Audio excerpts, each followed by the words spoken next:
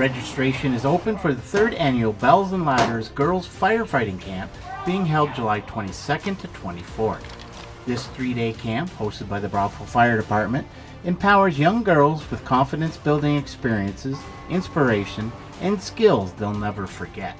The camp is open to young women between the ages of 15 to 18 years old and is free of charge for participants, who will receive hands-on training in skills they face as firefighters. The goals of this camp are to inspire young women to consider a career in the fire service, but more importantly, to be empowered, to have the confidence to believe they can achieve any goal they set their minds to. As well, the program is seeking corporate sponsor. All money and in-kind donations will help provide a free 3-day experience for the participants regardless of social and economic status. To register or to become a sponsor, please visit brockvillefire.ca/girls-firefighting-camp. Proudly sponsored in part by Hometown TV 12 and DCE Media. I would be in support of that committee to do that. It's a second set of eyes to look at it. Tom Linton held his campaign launch for Mayor of Brockville last Thursday night at the Brockville Legion.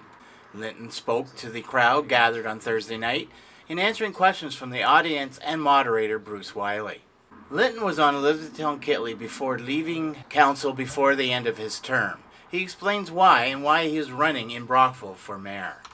We just recently, Linda and I, we own 2 properties in Brockville. One is at the north end of Cuthbertson Avenue, and that's going to be our next new build, which will start some of it this year, and into next year we'll be in the house.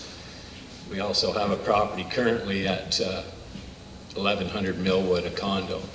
I was on council in Elizabethtown for partway through this 2 terms. I had a few different family items to attend to and stuff like that, and that was the reason. I miss council. I miss being on council in Elizabethtown. I want to give back. I'm seeing a little bit in the city. There's lots of things that went on. It's getting a little bit scary sometimes for some people walking around on our paths and some of the different things. I'm not the type of person, for most that know me, that I'm going to live in fear, because I'm not going to live in fear.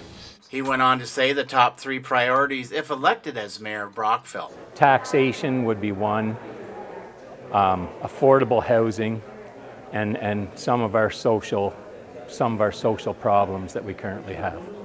Right now, with the taxation in Brockville, it's went up exponentially in the last, I'm going to say 8 years, even some of that through COVID. One of the things that I looked for, even on council, was the budget. When you run a budget, I generally see 3 ways to run a budget. The first way, I call it the bean counter, where you count the markers that are in somebody's desk. It's like a full-on audit of what the city would have. That's extensively, takes a long time to do, not very accurate. It's not a great thing to do. The middle part of it, I'm going to call, is when you have a budget where you have department heads, like right now where you have the roads department, recreation department, all the different departments in the city, where the heads of those departments would put forth their budget.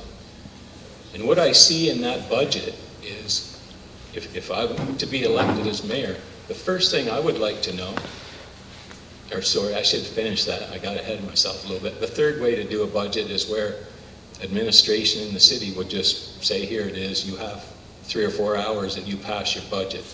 I don't find that very productive. It's not very authentic to the taxpayer, in my opinion.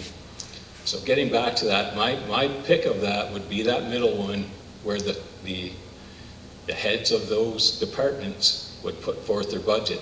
In the first one, if I was the mayor, I would ask for last year's, so that you can take last year's budget and you can look it over onto this year's budget. Linton has said that a city is more than an industry. It is defined by the quality of life it offers all residents.